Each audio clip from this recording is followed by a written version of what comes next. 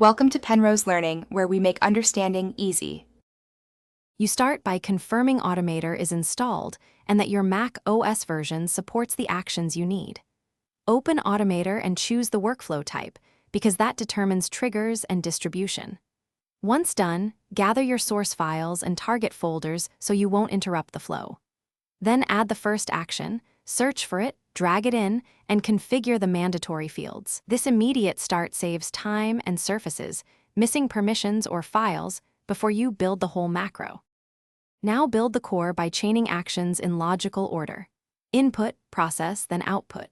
You add conditions and loops when needed, and make sure each action's parameters, file names, paths, filters, are explicit.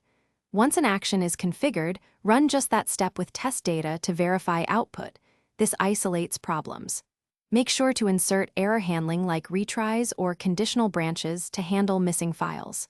When actions pass individually, run the mini sequence to confirm the transitions, finish by saving with a clear name and short version note, then set file permissions so Automator can access needed folders. Next, install the workflow as a quick action or application and run an end-to-end test with real data. Observe timing and side effects. If something breaks, enable Automator logging and isolate the failing action by disabling downstream steps. Make sure to check permissions and file paths first, because most failures come from missing access or incorrect absolute versus relative paths.